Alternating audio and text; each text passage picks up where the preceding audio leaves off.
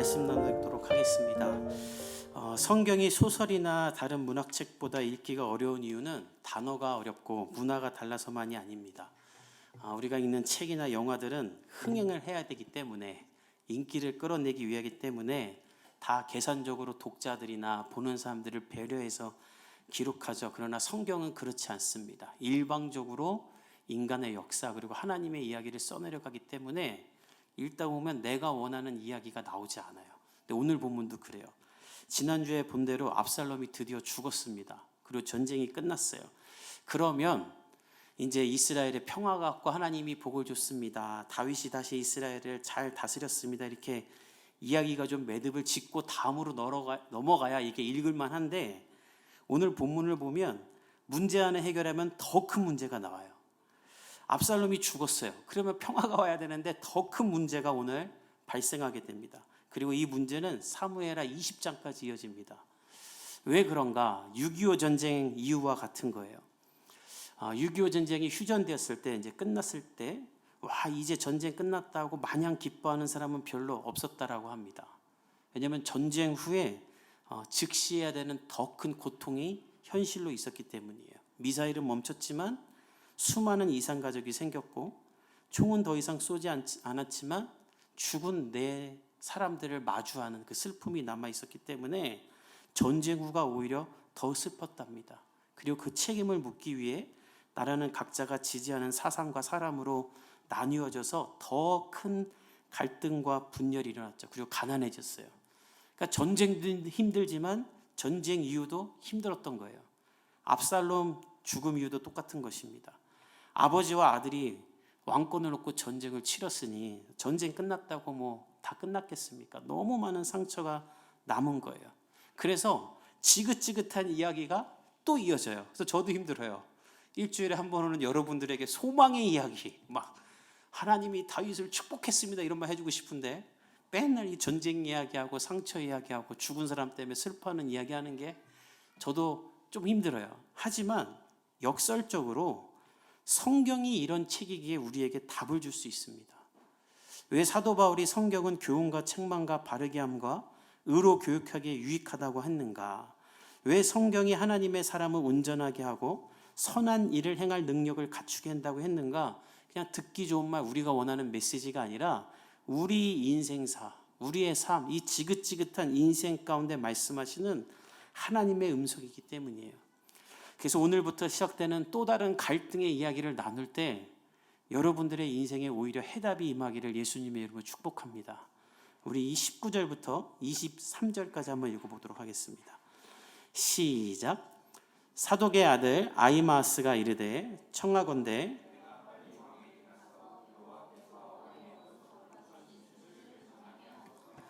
요압이 그에게 이르되 너는 오늘 소식을 전하는 자가 되지 말고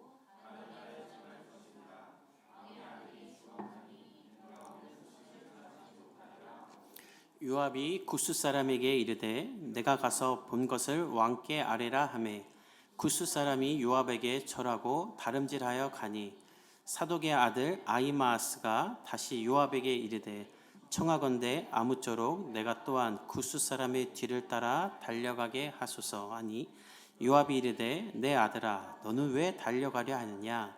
이 소식으로 말미암아서는 너는 상을 받지 못하리라 하되 그가 한사코 달려가겠노라 하는지라. 요압이 이르되 그리하라 하니 아히마아스가 들길로 다름질하여 굿수 사람보다 앞질러 가니라. 요압은 다윗의 명령, 아니 정확히 말하면 다윗의 부탁을 무시하고 다윗의 아들 압살롬을 죽입니다. 그리고 나팔을 불어 이 전쟁을 멈추죠. 그러니까 전쟁이 끝났고 압살롬이 죽었어요. 근데 이 소식을 다윗에게, 왕에게 알려야 되는데 알릴 수가 없는 거예요. 다윗이 그렇게 자기 아들 살려달라고 했는데 그냥 죽인 것도 아니고 지난주에 본 대로 심장 찌르고 10명이 에워싸서 막 찔러 죽였으니 거기다 대고 어떻게 말을 할 수가 있겠습니까? 그래서 머뭇거리고 있는데 이 천지분간을 못하는 아히마아스, 우리가 잘 아는 대제사장 사독의 아들이죠. 이 아들이 와서 제가 이 소식을 다윗에게 전할 수 있게 해주세요 라고 말을 합니다. 오늘 본문에 보면 빨리 왕에게 가서 여호와께서 왕의 원수 갚아주신 소식을 전하게 하소서. 그러니까 이 아히마아스는 지금 좀 착각하고 있는 게 있는데, 압살롬 죽은 것이 다윗에게도 기쁜 소식인 줄 아는 거예요. 자기에게나 원수지 다윗에게는 아들이에요. 아무리 페루나여도. 근데 그 생각을 못 하는 거예요. 그래서 왜 그 생각을 못 할까 상상해 보면, 아마 아히마아스뿐만 아니라 모든 병사들이 도망 다니는 내내 압살롬 욕하지 않았겠어요? 이놈 새끼 때문에 우리가 예루살렘 떠나서 이 고생한다. 내가 이놈 만나기만 해봐라. 내가 죽일 거야 하면서 남자들끼리 모이면 그러거든요. 우리 군대 갔을 때도 이렇게 막 그러거든요. 아마 그랬을 거예요. 맨날 압살롬 내가 죽인다, 내가 죽인다. 근데 그리고 나서 압살롬이 죽었으니 이 사람들은 다윗도 자기들처럼 생각하는 것으로 착각한 게 아닌가 싶어요. 그러나 다윗에게 압살롬은 사랑하는 아들이죠. 그리고 너무나 미안한 아들이 되었습니다. 왜냐하면 다윗이 압살롬을 피해 다니는 동안 다윗은 하나님 앞에 철저하게 회개하는 시간을 보냈죠. 그 시간을 통해 다윗이 깨달은 것이 하나 있어요. 압살롬이 이렇게 망나니가 된 건 나 때문이구나라는 걸 깨달은 거예요. 사실 다윗은 압살롬을 향한 원망이 있었습니다. 그가 자신의 장남을 죽였기 때문이죠. 그래서 만나주지 않았어요. 그러나 회개의 시간을 보내면서 다윗이 깨달은 것은 이 압살롬이 나 때문에 이렇게 됐구나. 내가 압살롬을 똑바로 가리키고 똑바로 심판했다면 압살롬은 애초에 형을 죽이지 않았을 것이고 나도 죽이려고 하는 아들이 되지 않았을 텐데 내가 해야 될 일을 안 했구나. 마치 우리 아이 문제가 많다고 막 말하다가 오은영 박사님 만나면 부모들이 하나같이 내가 문제인 걸 깨닫게 되는 것처럼 다윗도 하나님 앞에 나아가 압살롬의 근본적인 문제는 내가 아버지로서 똑바로 서 있지 못했던 것이구나라는 걸 깨달은 거예요. 그래서 살려달라고 한 거예요. 이 모든 틀어진 관계를 다시 한번 잡아보려고. 근데 요압은 그 꿈과 소망을 다 무너뜨려 버린 거예요. 그러니 전할 수가 없죠. 당신 아들 죽었습니다. 어떻게 이 말을 해요? 근데 아히마아스가 이 분간을 못하고 이거 전하겠다고 하는 거예요. 여러분 생각해 보십시오. 전쟁에 자식을 내보낸 부모는요, 전쟁 이기고 지는 것보다 내 아들 살아있는지 죽어있는지가 더 큰 관심입니다. 다윗도 있다 보면 그렇거든요. 근데 그 죽은 소식을 전하겠다고 나를 보내달라고 하니 말이 안 되잖아요. 그래서 요압이 너 안 된다. 너 가지 말아라. 그리고 다른 구스 사람을, 이방 사람을 보냅니다. 그랬더니 아히마아스가 22절에 보면 다시 나와요. 아니 왜 나를 안 보내고 저 구스 사람을 보냅니까? 제가 가서 전하고 싶습니다. 이 22절에 이 소식이라는 단어가 원문을 보면 신선한 말이라는 뜻이거든요. 그러니까 지금 압살롬이 죽고 전쟁이 끝난 이 가장 핫하고 신선한 말은 내가 당장 먼저 말하고 싶다라는 거예요. 그래서 요압이 달래면서 말합니다. 22절에 보면 아히마스를 내 아들아라고 부르죠. 이게 애칭으로 부르는 거예요. 아들아, 너 이 소식 신선하다고 다윗에게 가서 말해봤자 너 상 못 받아. 이 고대 근동에서는 좋은 소식을 전하면 상을 줬대요, 왕이. 근데 너 이건 그거 아니야. 너 오히려 맞아 죽을 수 있다 이거예요. 아들 죽었다는 소식을 신나갖고 전하면 어떡합니까? 그런데도 이 아히마아스가 알아듣지를 못하고 제가 갈래요. 제가 먼저 갈래요. 막 애원을 해요. 그러니까 요압이 포기하고 그래 가라요. 그러니까 신이 나가지고 아히마아스가 구스 사람을 가로질러서 다윗에게 먼저 도착을 합니다. 우리 24절에서 27절 읽어봅시다. 시작. 때에 다윗이 두 문 사이에 앉아 있더라. 파수꾼이 성문 위층에 올라가서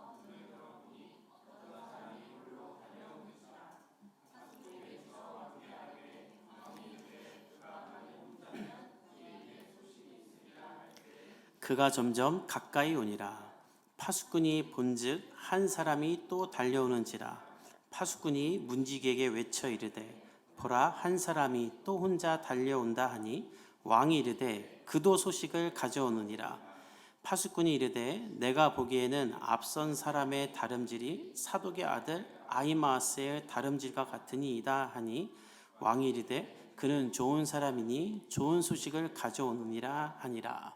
다윗은 성벽 두 문 사이에서 기다리고 있습니다. 성벽이 있으면 앞문이 있고 뒷문이 있잖아요. 그리고 통로가 있잖아요.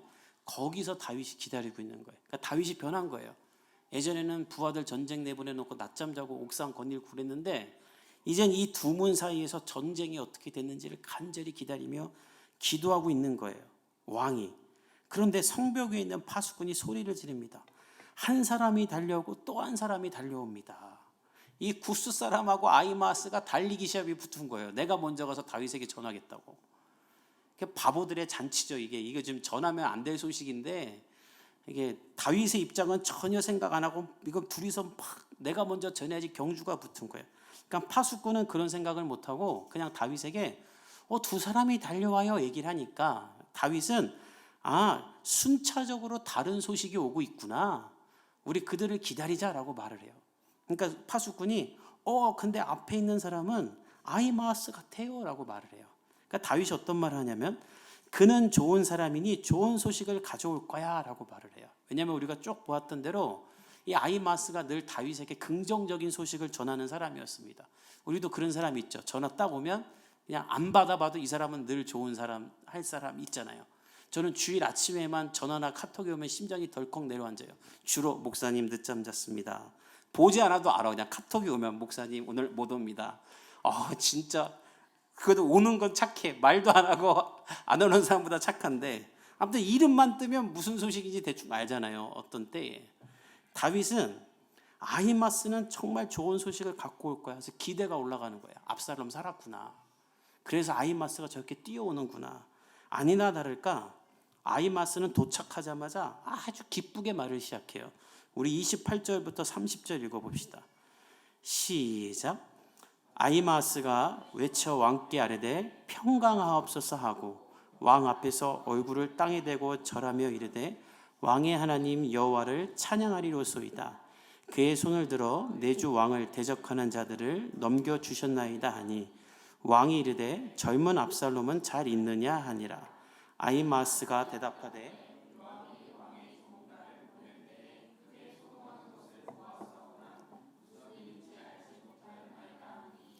왕이 이르되 물러나 거기 서 있으라 하매 물러나서 서 있더라. 아히마스는 다윗을 보자마자 크게 평강하옵소서라고 말합니다. 그리고 절을 하고 하나님을 찬양합시다 이래요. 그러니까 다윗은 좋은 소식 온 줄 알겠죠. 이렇게 말하니까. 그리고 하나님이 손을 들어 대적자들을 넘겨주셨습니다. 아마 다윗은 내가 바라던 대로 전쟁은 이기고 압살롬은 살았겠구나 생각했을 거예요. 그래서 이 말을 듣자마자 젊은 압살롬은 잘 있느냐 이렇게 물어요. 그러니까 이 말에 아히마스가 깜짝 놀란 거예요. 아니 당연히 죽었지. 애 죽이려고 한 전쟁인데 지금 젊은 압살롬 잘 있냐는 거예요. 근데 여러분 이게 잘 생각해 보면 사실 다윗은 아마 전쟁은 걱정도 하지 않았을 겁니다. 왜냐하면 아무리 압살롬이 이스라엘 전역의 모든 병사를 모았을지라도 다윗은 이미 우리가 이길 걸 알았을 거예요. 왜냐하면 다윗의 병사들은 아말렉과 블레셋을 이겼던 이스라엘 전체에서 선발된 특전사들이었고 그들의 장수는 요압이었어요. 전쟁 이스라엘 역사에 가장 전쟁을 잘하는 장군이었어요. 아무리 병력이 많아도 이 특전사를 못 이깁니다. 여러분 태양의 후예 보셨어요? 그 송중기 팀 5명이 부대 하나를 이기잖아요. 실제로 그래요. 그래서 그런 특전사들을 나라들마다 다 이렇게 1급 비밀로 사람을 키우잖아요. 다윗은 전쟁을 너무나 많이 해봤던 사람이기 때문에 전쟁의 경험이 하나도 없는 압살롬이 많은 병사 데리고 싸워봤자 걔네는 우리를 못 이긴다는 걸 알았어요. 어쩌면 그래서 압살롬을 살려달라고 부탁했을 거예요. 그래서 다윗은 처음부터 압살롬은 살았느냐 묻는 거예요. 그러니까 요압 아히마스는 이 말을 듣자마자 충격을 받았을 겁니다. 그리고 이래서 요압이 가지 말라고 했구나는 걸 이때 알아요. 그래서 이 아히마스가 거짓말을 하는데 29절에 보면 젊은 압살롬은 잘 있느냐라는 이 질문에 요압이 나를 보낼 때 크게 소동하는 것은 보았는데 무슨 일인지는 잘 모르겠어요 라고 거짓말을 해요. 이 신선한 소식이 다윗에겐 충격의 소식이라는 걸 이때야 깨달은 거예요. 저와 여러분이 말을 전하는 그 입장에 있어서 이런 실수와 경솔함을 행하지 않기를 예수님의 이름으로 축복합니다. 우리도 신선한 소식이 있으면 내가 막 말하고 싶잖아요. 근데 여러분 그게 막 말하고 싶은 이유는요, 내가 삼자기 때문이에요. 그러면 당사자들은 말 쉽게 못합니다. 당사자들은 그냥 말문이 막혀요. 근데 남들은 말을 쉽게 해요. 우리나라 기자들 보세요. 연예인 누가 가정에 어려움이 생겼어요. 그럼 그 가정의 당사자들하고 자녀들은 너무 큰 상처인데 우리나라 기자들은 그게 재미거리예요. 그리고 거기다 댓글 대는 사람들 보세요. 아주 신났어요. 상처받는 사람은 전혀 생각하지 않고 그런 일들로 통해 너무나 많은 연예인들이 그동안 목숨을 끊기도 하고 어려움이 당했는데도 아주 신나서 써요. 우리도 그런 세상 가운데 살기 때문에 우리도 물들 수 있어요. 지난주에 저희 아이가 다니는 유치원이 있는데 그 초등학교 병설 유치원인데 5명이에요, 정원이. 7명이었는데 2명이 딴 데로 갔어. 그래서 5명이 됐어요. 근데 선생님도 너무 좋고 아이들도 너무 착해서 잘 다니는데 저희 지인이 너희 아이들 다니는 유치원이 없어지기로 결정이 났다고, 교육청에서 결정이 났다고 하는 거예요. 그래서 제 아내가 그냥 며칠 기다리다가 이게 진짜 그런 건가? 왜냐면 다른 데 가는 건 쉬운데 너무 좋기 때문에 적어도. 그래서 선생님한테 물어봤더니 선생님도 그 얘기를 들어서 교무회의 시간에 물어봤대요. 그랬더니 그 학교 선생님들도 그 말을 다 어디저기서 들은 거예요. 근데 교장선생님하고 교감선생님 말하기를 학교 그렇게 쉽게 없어지는 거 아니라고, 전혀 사실이 아니라고. 근데 그 말을 전하는 사람들이 얼마나 신나서 말하는지 이게 팍 퍼지는 거죠. 근데 우리 사회 가운데 그런 말들이 얼마나 많아요. 우리나라 정치나 경제나 우리 사회나 우리 가정에 이런 근거 없는 말들 때문에 얼마나 사람들이 무너지고 쉽게 뱉는 말 때문에 얼마나 더 큰 상처를 받습니까? 아히마스도 그런 실수하는 거예요. 아히마스는 지금 어떻게 했어야 되냐면 전쟁에는 이겼지만 아들을 잃은 다윗의 슬픔을 헤아리며 지혜롭게 소식을 전하기 위해 제가 가겠습니다라고 말을 했어야 돼요. 근데 그런 지혜 없이 그냥 경솔히 행한 거예요. 그러자 어떤 취급을 받는가? 상은커녕 30절 보면 다윗이 너 물러나라. 그냥 제껴버리는 거예요. 그리고 나서 다윗은 구스 사람에게 다시 소식을 묻습니다. 우리 31절에서 33절을 읽어봅시다. 시작. 구스 사람이 이르러 말하되 내 주 왕께 아래 소식이 있나이다. 여호와께서 오늘 왕을 대적하던 모든 원수를 갚으셨나이다 하니 왕이 구스 사람에게 묻되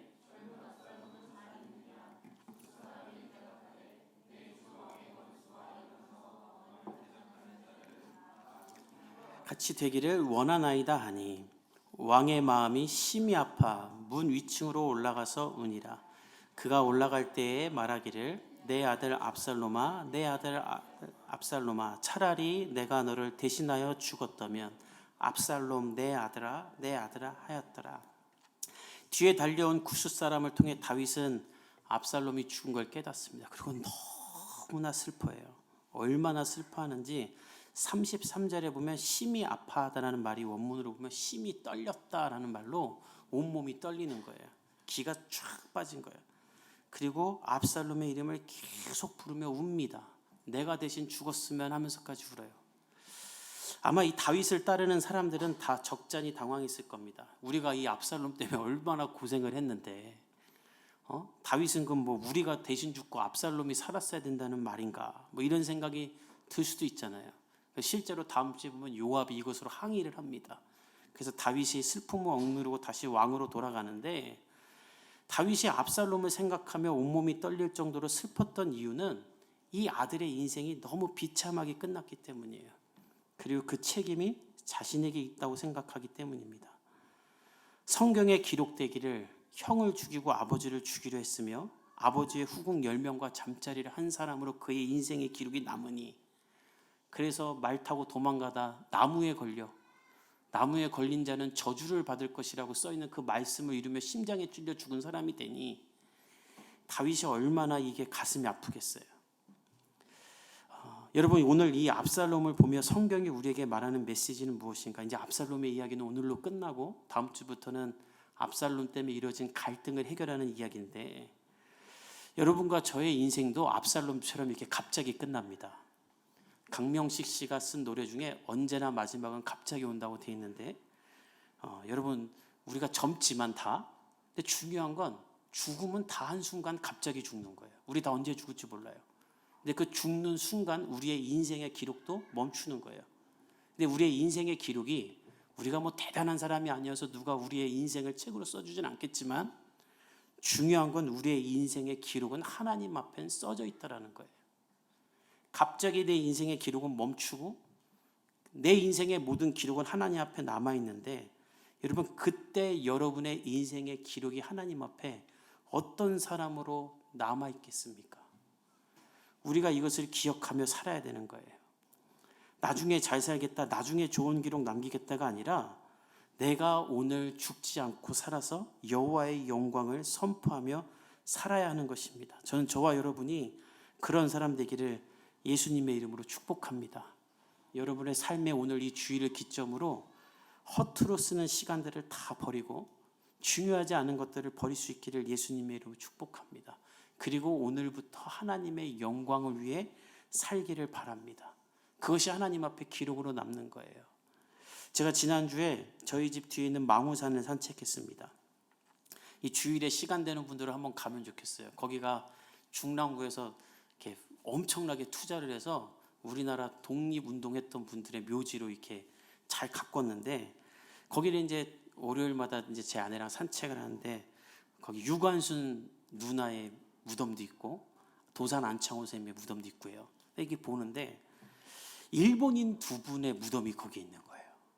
그러니까 너무 놀랍잖아요. 우리나라 독립운동가들을 위한 묘소에 일본인들의 무덤이 있어요.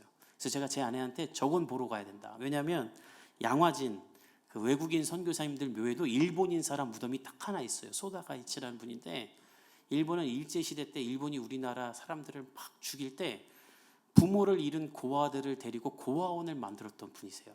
그래서 우리나라 정부가 감사하다고 훈장을 드린 일본 사람인데, 그걸 제가 알고 있기 때문에 아마 그런 분들일 거다. 그리고 틀림없이 기독교인일 거니다. 그래서 한번 묘비를 보러 가자고 갔어요. 근데 갔더니 첫 번째 봤던 묘비는 미네 연구가라는 분인데 이름이 아사카와 다꾸미라는 분이셨어요. 그럼 이름이 딱이고 그 다음에 이 사람에 대한 게 나오는데, 여기 보면 보이세요? 첫 줄에 일본 야마나시현 출생 그리고 기독교인이라고 딱 써 있는 거예요. 이분이 어떤 일을 했나 제가 찾아보니까, 일본이 우리나라 문화를 파괴하고 우리나라의 좋은 것들을 가져갈 때 이분은 우리나라의 예술을 보호하기 위해서 작품들을 수집하고 조선민족미술관을 설립해서 우리나라의 민화를 지켜준 분이랍니다. 그래서 우리나라 정부가 감사해서 이분을 운동했던 분들, 유관순이 있는 곳에 같이 이분을 안장한 거예요. 근데 정부가 보기에 왜 일본이 우리나라를 약탈하고 우리나라 거를 좋은 걸 가져갈 때 이분은 왜 우리나라 문화를 지켜주었나? 그 근거를 찾아봤더니 이유가 딱 하나인 거예요. 기독교인. 그리고 또 다른 일본인의 묘도 갔더니 이분은 총독부 소속의 산림과장인 사이토 오토사쿠라는 분이셨어요. 총독부의 산림과장인데 이분은 어떤 일을 했는가? 일본이 우리나라의 산에다 막 막둑 박을 때 이분은 우리나라의 산림을 보호해야 된다고 총독부를 따르지 않고 정의와 공의를 행한 거예요. 근데 왜 그렇게 살았나? 이 글을 쭉 읽어보면 맨 뒤에 이렇게 후반부에 이렇게 나와요. 경성 일본 기독교의 장로였다. 그래서 묘비도 십자가로 세워놔요. 왜 이분은 일본의 권력을 따르지 않고 정의와 공의를 행했는가? 그 이유는 딱 하나인데, 이분이 기독교인 장로였기 때문에. 제가 너무 감사했어요. 그리고 내려오는데 우리 아내가 여기 봐 하는 거예요. 이분들 옆에 묘비가 하나 더 있었는데, 그 묘비는 이경숙 씨라는 분이었는데, 이분은 개성 외강 시골에서 어린이들을 30년 동안 가르쳤던 분이세요. 근데 이분은 묘비에 아예 뭐라고 써있냐면 기독교인 이경숙. 우리나라 정부가 이 이경숙 씨를 어떤 기록으로 남겼냐면 기독교인 이경숙. 이 일을 한 이유는 기독교인이기 때문이라는 거예요. 왜 이분들은 이렇게 살았나 봤더니 자신들의 인생이 하나님 앞에 영원한 기록으로 남을 걸 알기 때문에 그 인생을 이 세상 살면서 권력에 속하여 사는 것이 아니라 하나님의 나라를 위해 살기 위해 이렇게 살았다는 것이죠. 저와 여러분은 어떤 기록을 남기겠습니까? 우리도 이런 사람들 되기를 예수님의 이름으로 축복합니다. 그러기 위해서 두 가지를 해결해야 돼요. 첫 번째는 여러분의 상처를 먼저 해결하십시오. 매일매일 하나님 앞에 나가 여러분의 상처를 회복해야 돼요. 여러분, 압살롬이 이렇게 된 이유는 자기 상처가 회복이 안 됐기 때문이에요. 이 시대를 살아가는 그리스도인들이 해야 될 일은 매일매일 하나님 앞에 나아가 자기 상처를 회복해야 됩니다. 그렇지 않으면 인생을 헛되게 살게 돼 있어요. 인생의 방향을 찾지 못합니다. 사회적으로 큰 악을 행하는 사람들 보십시오. 그 배경을 보면 다 상처가 해결되지 않아서요. 또 허튼 데 시간 쓰는 사람들을 보세요. 지난주에 제가 한 연예인에 대한 연예인의 일상을 찍은 걸 봤는데, 저보다도 나이가 많아요. 40대 후반이에요. 근데 어린아이들이 할 법한 취미 생활을 너무 많이 하는 거예요. 그래서 왜 그렇게 이런 걸 많이 하나 했더니 어렸을 때 집이 너무 가난해서 못했던 것을 지금 하겠다라는 거예요. 이해되죠? 그럴만 하죠. 근데 그것도 상처인 거예요. 나이가 이제 50이 가까이 됐으면 어렸을 때 못해서 한이 맺힌 거 이제 좀 그만할 때가 된 거예요. 근데 그게 해결이 안 되니까 계속 하는 거예요. 누군가를 베푸고 돕고 어른으로서 살아야 될 것을 잊고 나는 어렸을 때 이걸 못했어. 그래갖고 계속 허튼 데 돈 쓰는 거예요. 우리 안에 그런 것들이 다 있는 거예요. 문제가 되진 않지만 하나님의 사람으로서 사는 방법을 잃어버리게 하는 것이 됩니다. 저는 여러분들이 이것이 회복되기를 예수님의 이름으로 축복합니다. 그리고 두 번째로는 하나님 앞에 나아가 매일 내가 어떤 기록을 남기며 살아야 됩니까? 묻는 겸손한 사람이 되어서 매일매일 하나님 앞에 칭찬받는 삶을 살기를 예수님의 이름으로 축복합니다. 다윗은 시편 29편에 이렇게 말합니다. 우리 자막을 통해 읽어봅시다. 함께 읽겠습니다. 시작. 너희 권능 있는 자들아 영광과 능력을 여호와께 돌리고 돌릴지어다. 여호와께 그의 이름에 합당한 영광을 돌리며.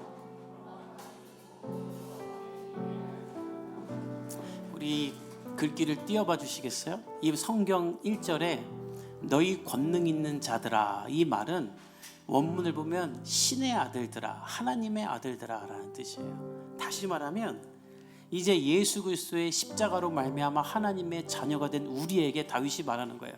너희들은 인생을 살 때 영광과 능력을 여호와께 돌리고 돌리는 인생을 살아라. 여호와께 그의 이름에 합당한 영광을 돌리며 거룩한 옷을 입고 하나님을 예배하는 삶을 살아라. 근심과 염려와 불안 가운데 살지 말고 나는 어떻게 살지 이것만 생각하지 말고 생존을 놓고만 기도하지 말고 내가 이 세상 가운데 하나님의 나라와 영광을 위해 어떤 기록을 남길지를 기도하고 구하며 살라라는 거예요. 그런 사람을 하나님이 다윗처럼 높이시고 하나님이 기뻐하실 줄 믿습니다. 우리 복음교회의 모든 권능 있는 자들이 이런 삶을 살기를 예수님의 이름으로 축복합니다. 아멘. 우리 함께 찬양하며 하나님 앞에 기도하며 나가도록 하겠습니다.